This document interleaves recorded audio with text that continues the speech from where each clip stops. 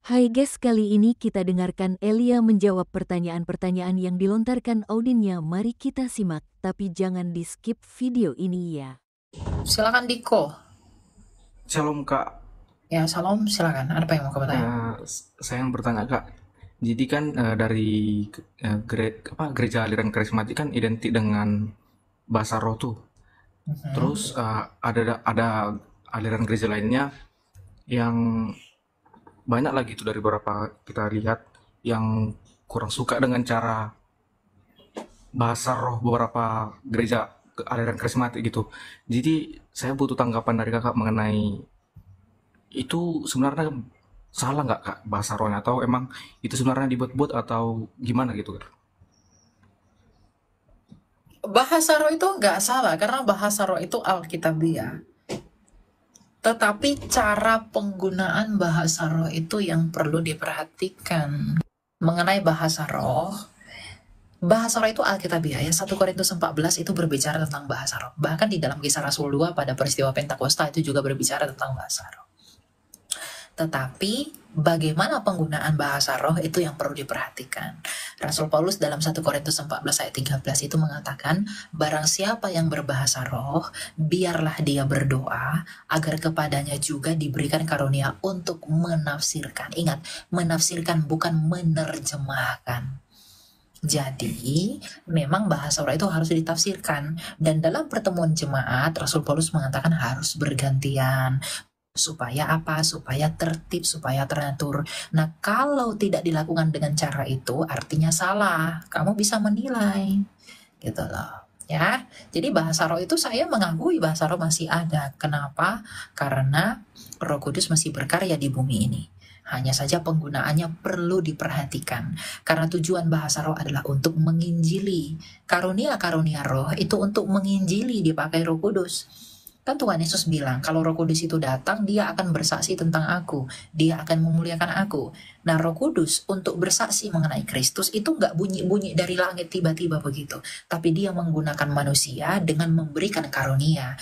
Ada yang menginjili dengan mengajar, karunia mengajar. Ada menginjili dengan karunia bernubuat. Ada menginjili dengan karunia berbahasa roh.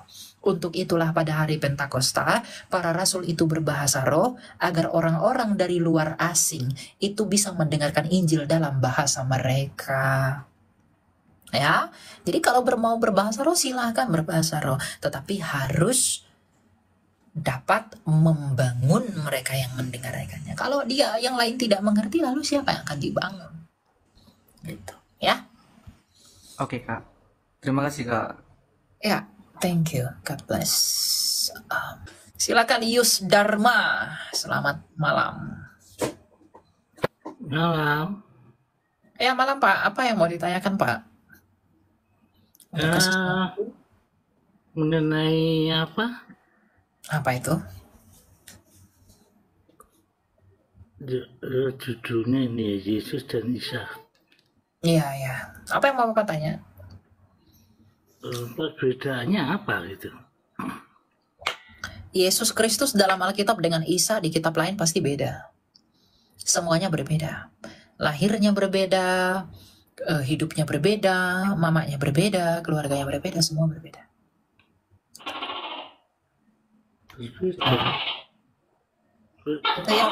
Beda. Memang beda Pak? Ya. Memang berbeda. Kalau Isa di alaihi salam, memangnya beda dengan Yesus? Beda dong. Isa alaihi salam kan dalam Islam kan? Beda dengan Yesus dalam Alkitab. Beda Pak. Isa alaihi wasallam mamanya itu adalah Siti Maryam saudara Harun. Yesus dalam Alkitab ibunya adalah Maria dari Yehuda, bukan dari Lewi. Gitu ya. Lalu Isa alaihi wasallam lahirnya di bawah pohon korma. Lalu Yesus Kristus lahirnya di kandang domba di Bethlehem dekat Migdal Eder. Di Arab kan nggak ada pohon kurma. Ya Tuhan Yesus lahir di Bethlehem, bukan di Arab Pak, bukan di Arab. Tuhan Yesus lahirnya di Bethlehem, di kota roti, rumah roti, karena Yesus adalah roti hidup. Gitu. Ya? Mengenai Ada lagi yang mau Bapak tanya? Ya, mengenai Allah Tritunggal itu bagaimana ceritanya? Oh, Allah Tritunggal. Begini ya Pak. Allah Tritunggal itu tidak berbicara tentang berapa Allah. Allah Tritunggal itu berbicara tentang bagaimana Allah yang esa. Seperti apakah Allah kami yang satu itu? Oh, ternyata Allah kami yang satu adalah Sang Bapa yang memiliki firman dan memiliki roh. Firman-Nya itulah Yesus dan rohnya itulah Roh Kudus. Jadi Bapa, firman-Nya sendiri dan rohnya sendiri, atau Bapa dan Anak dan Roh Kudus, itulah Trinitas. Jadi Trinitas tidak pernah berurusan dengan jumlah Tuhan, tapi Trinitas berurusan dengan bagaimana Allah yang satu. Allah yang satu adalah Sang Bapa yang memiliki firman dan memiliki roh. Makanya Yesus adalah Yohanes 1:18. Yesus adalah firman Allah yang menjadi manusia. Gitu. Ya? Oh gitu ya. Kok pinter sampean? Bagaimana? Kok pinter sampean? Itu sampean, maksudnya apa sampean itu apa Pak? Sampean. Sampean itu bahasa Indonesianya kamu. Oh, itu oh ya. Nah. Apa? Lalu apa Pak? Saya orang Kristen, saya percaya Tritunggal. Ya, saya juga orang Kristen Katolik. Oh, Bapak Kristen Katolik. Oke, mantap. Ya. Di paroki mana, Pak? Roh Kudus. Paroki Sudarjo. mana? Roh Kudus. Paroki Roh Kudus. Iya. Di daerah mana Paroki Roh Kudus, Pak? Sudarjo. Paroki Roh Kudus. Oke lah ya. Oke, Pak. Ya, terima kasih ya, Mbak. Ya, terima kasih. Ya, terima kasih.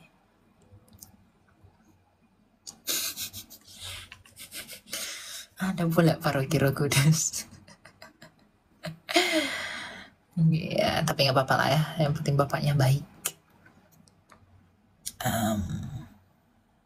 Jangan ngaku-ngaku Katolik, Pak. Kalau memang bukan Katolik nggak boleh. Gitu. Silakan Yanes.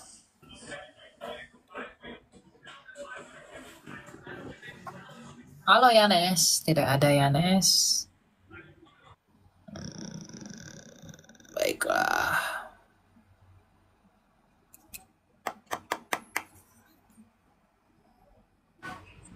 Silakan. Malam. Ya, silakan. Ada yang mau ditanyakan? Kak Elia, saya mau nanya. Saya orang Kristen, mohon maaf.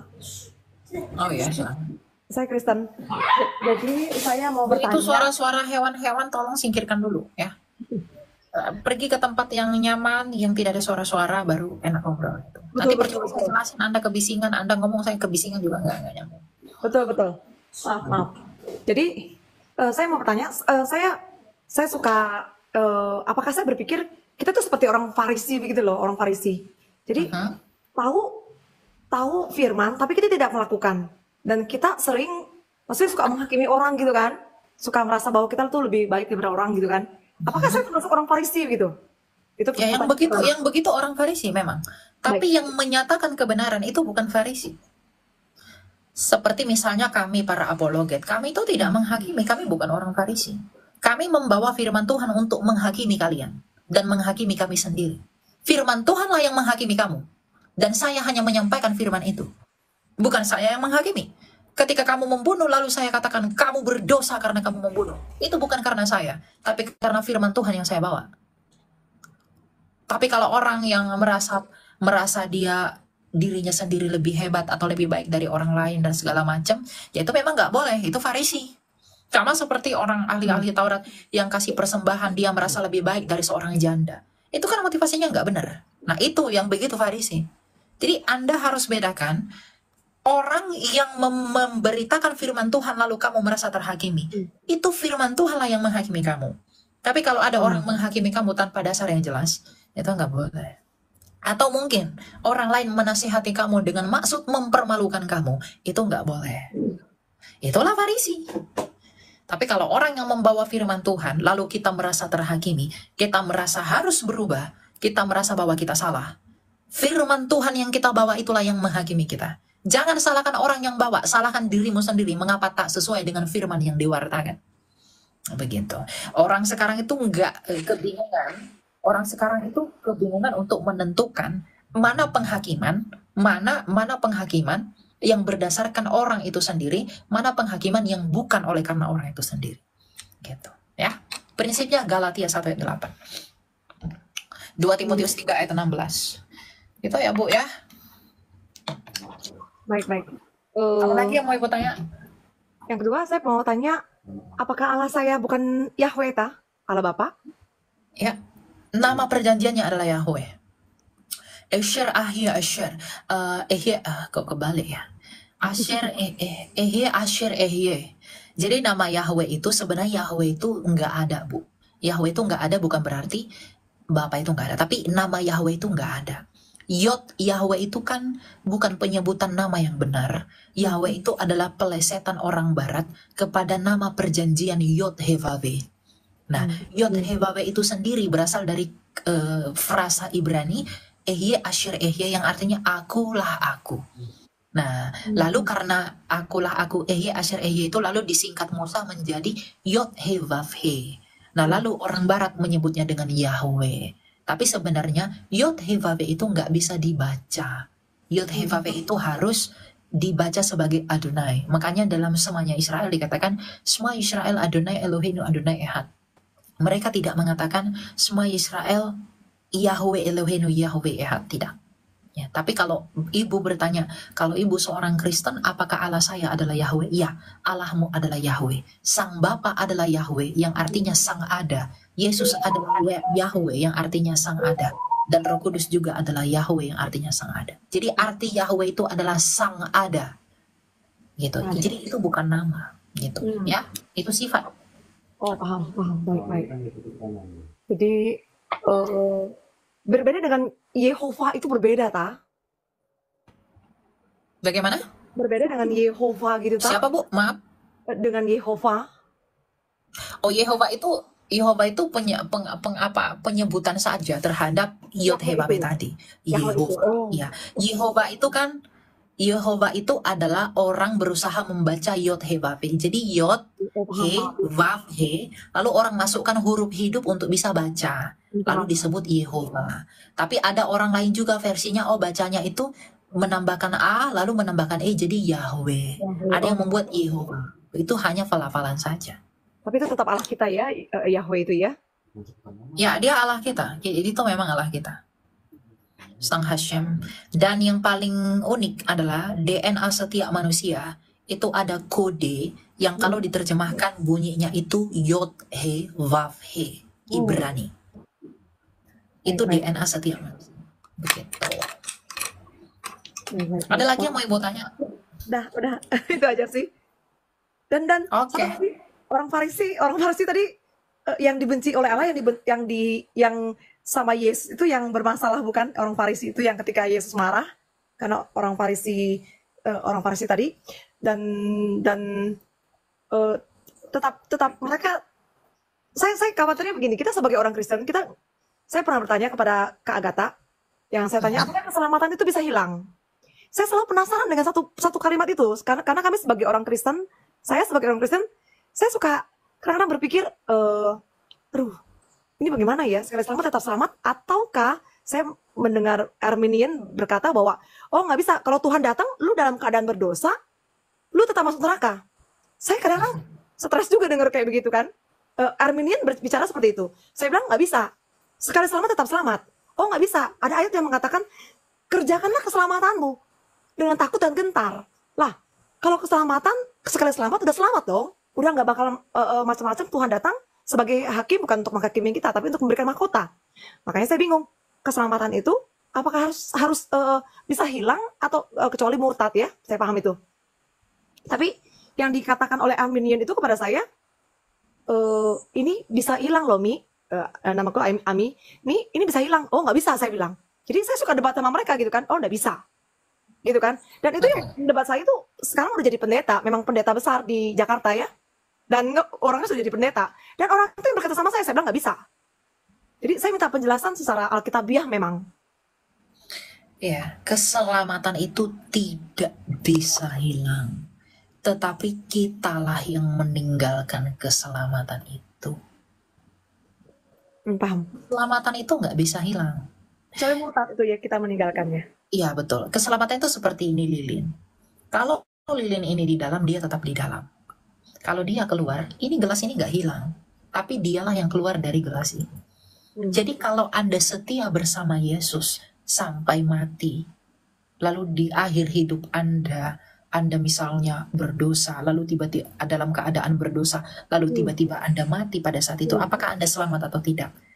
Mereka berkata saya nggak selamat. Ya. Nah, orang yang seperti itulah yang menghakimi.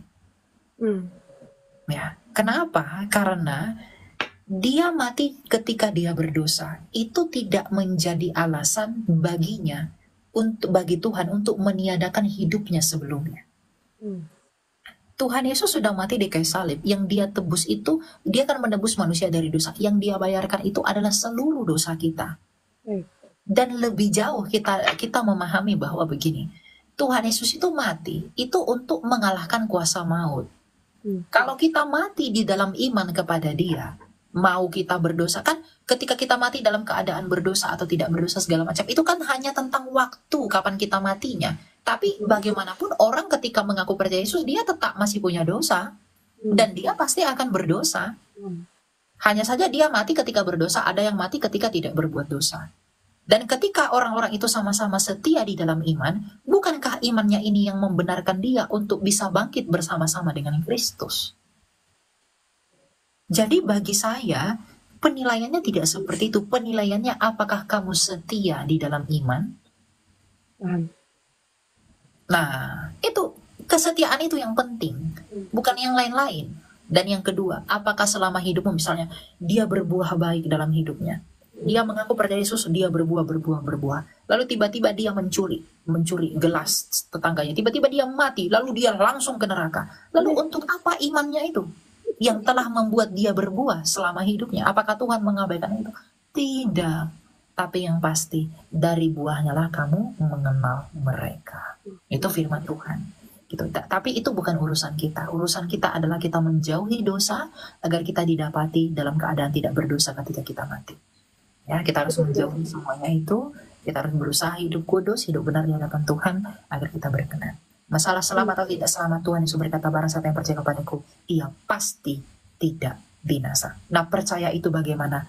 Kamu dan nuranimu yang mempertanggungjawabkan itu kepada Allah, bukan saya.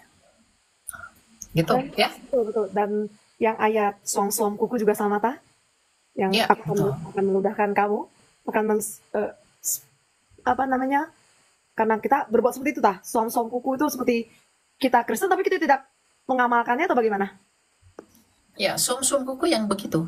Som-som kuku itu adalah mengaku percaya Tuhan Yesus, tapi di sisi lain dia masih melakukan penyembahan berhala.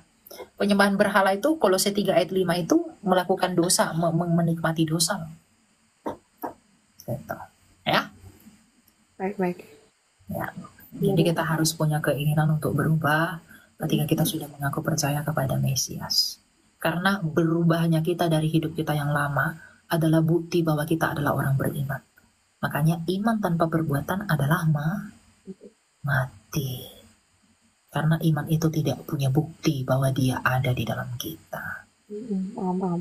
Tuh, ya? Oke, thank you banget ya. Oke, Tuhan berkati. God thank you. God bless you. Halo, shalom. Shalom. Bu, ada yang mau Puji tanya? Tuhan. Puji Tuhan, nama saya naik lagi, Dek. Ini mungkin saya juga mau bertanya berkaitan dengan pertanyaan Ibu yang sebelumnya. Ini berbicara tentang ketika kita sudah ditebus Tuhan Yesus di kayu salib. Kemudian saya masih ingin bertanya, iman tanpa perbuatan pada dasarnya kan mati. Itu. Betul. Terus ya, kalau yang saya pahami, ketika kita sudah mengimani bahwa Tuhan Yesus itu juru selamat dan kita selalu memperlakukan firman-Nya dalam kehidupan setiap hari, firman tanpa perbuatan. Berarti ketika kita mempercayai semua itu, apakah tetap berkaitan dengan perbuatan kita seperti yang sudah Adik jelaskan tadi? Ketika kita mati kemudian melakukan segala macam kejahatan, mungkin misalnya kita menghina teman, itu kan sudah sama dengan dosa. Atau kita kadang dengan suami selalu bertengkar, kadang ada pertengkaran, itu kan bisa dibilang dosa. Karena pasti namanya manusia itu kan tidak bisa luput dari dosa. Kemudian apakah orang-orang seperti itu yang saya kan sering menonton live-nya Ade yang ada Tartarus dan Firdaus. Apakah kita hidup dengan kejahatan seperti itu, misalnya kita berzina, menyakiti hati sesama, apakah itu yang disebut dengan itu perbuatan dosa, maka dia ditempatkan di Tartarus? Apa yang bisa menyebabkan kita itu ditempatkan di Tartarus dan di Firdaus? Itu yang ingin saya tanyakan. Terima kasih. Ya, apa yang menyebabkan kita ke Tartarus atau ke Firdaus? Iman. Percaya Yesus atau tidak? Nah, iman itu apa? Percaya itu apa? Kepada Tuhan. Bagaimana cara kita menentukan bahwa kita itu percaya atau tidak kepada Tuhan? Kalau kita mengukur dari perbuatan, apakah berarti perbuatan itu turut andil di dalam keselamatan? Saya beri analogi begini. Obat, sembuh, lalu jalan kaki. Saya makan obat, maka saya sembuh. Dengan sembuh, saya bisa jalan kaki. Tuhan Yesus adalah obat. Dari obat itu, maka kita mengaku selamat. Dan bukti dari keselamatan ini adalah perbuatan baik. Kalau tidak ada perbuatan baik di dalam kita, artinya kita bukan orang yang diselamatkan. Karena iman yang menyelamatkan itu tidak memiliki bukti. Kamu percaya nggak kalau saya sembuh dengan minum obat, tapi saya nggak bisa jalan kaki? Saya ngaku sembuh, tapi saya nggak bisa jalan kaki. Lalu orang Kristen mengaku beriman, tapi tetap aja berbuat dosa terus-terusan. Nggak mau datang minta ampun sama Tuhan. Malah hidup selalu di dalam dosa. Tapi dia mengaku Kristen. Artinya dia bukan Kristen. Dia sedang berbohong. Jadi kalau seseorang mengaku beriman, tapi tidak ada bukti iman, yaitu buah-buah yang lebat di dalam hidupnya, yaitu hati yang ingin keluar dari dosa, meskipun masih jatuh dalam dosa, maka orang itu nggak selamat. Kenapa? Karena Roh Kudus itu datang memperingatkan kita dan mendukakan kita kalau kita di dalam dosa.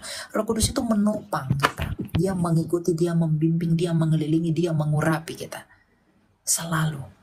Jadi kalau ada orang mengaku percaya kepada Yesus, tapi hatinya pengen menikmati dosa terus-terusan, berarti dia nggak percaya. Tapi kalau dia mengaku percaya Yesus, tapi dia jatuh dalam dosa, tapi sebenarnya hatinya nggak mau di dalam dosa itu dan punya niat, punya keinginan untuk keluar, tapi dia berjuang terus-terusan melawan, jatuh lagi, berjuang untuk melawan, jatuh lagi, dan berjuang terus. Dia adalah orang yang diselamatkan. Karena meskipun dia tidak sempurna di dalam apa yang dilakukan, tapi hatinya, hati nuraninya, itu meresponi karunia Roh untuk keluar dari dosa. Yang dengan demikian dia minta ampun sama Tuhan. Makanya dalam 1 Yohanes 1 ayat 9 dikatakan, Ia adalah setia dan adil. Jikalau kita mengaku dosa kita, Ia akan menyucikan kita dari segala pelanggaran kita. Makanya pertobatan itu tiap hari. Kita harus tiap hari datang sama Tuhan minta ampun. Tuhan ampuni saya kan dosa saya hari ini telah berdosa, saya telah sengaja berzina, saya telah sengaja menonton pornografi, saya telah sengaja melakukan percabulan, saya telah sengaja meminum ini, saya telah sengaja memberontak orang tua, saya sengaja membunuh siapapun dan lain-lain. Anda harus minta ampun sama Tuhan, menyesali semua dosa itu dan punya niat untuk keluar dari dosa itu. Jikalaupun Anda jatuh lagi nanti, lalu Anda minta ampun sama Tuhan, tapi ingat, Tuhan jangan dipermainkan. Karena Tuhan tahu siapa yang mempermainkan dia. Dan Tuhan tahu siapa yang benar-benar mau berubah. Begitu. Ya? Ya. Berarti kalau seperti penjelasan Elia sama seperti dua penjahat yang di sisi kiri dan kanan ya. ketika yang satu itu Betul, dua-duanya betul. penjahat, tetapi puji Tuhan Yesus baik.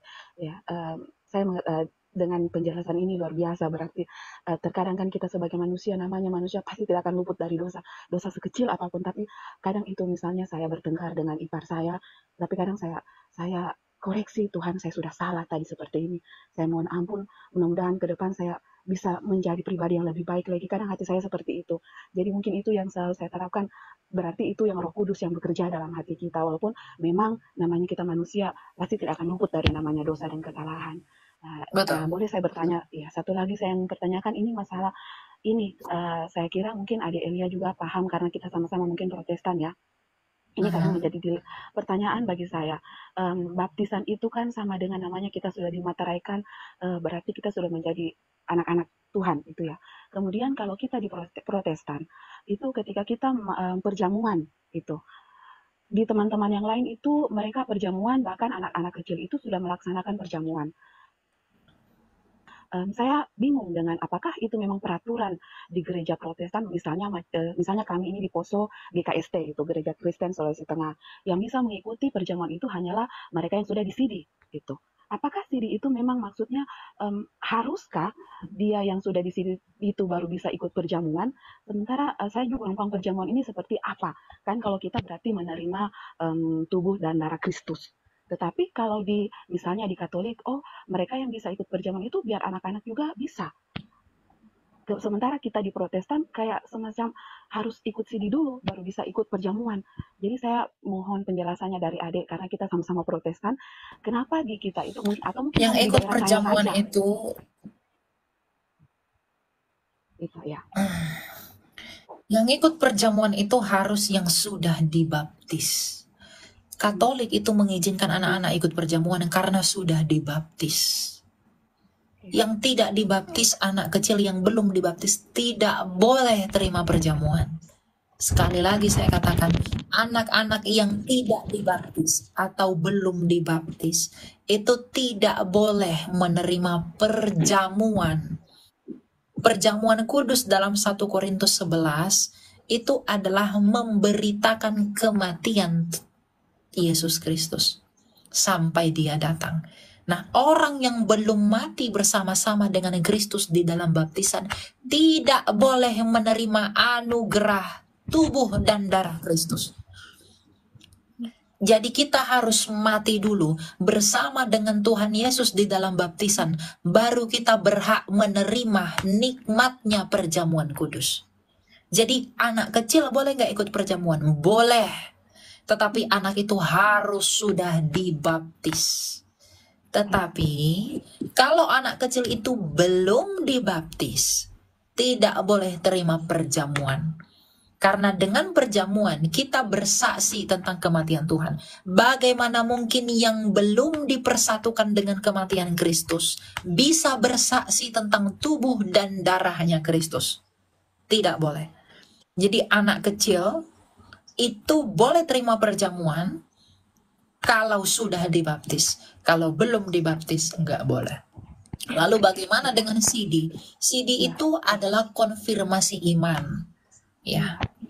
Untuk meneguhkan baptisan yang telah dia terima, baptisan anak yang dia telah terima. Untuk meneguhkan kovenan yang dia terima, perjanjian itu yang telah dia terima. Nah, ada gereja yang tidak memperbolehkan perjamuan kudus ketika dia belum sidi. Itu memang ada. Nah, seperti gereja saya juga begitu. Kalau belum sidi nggak boleh terima perjamuan.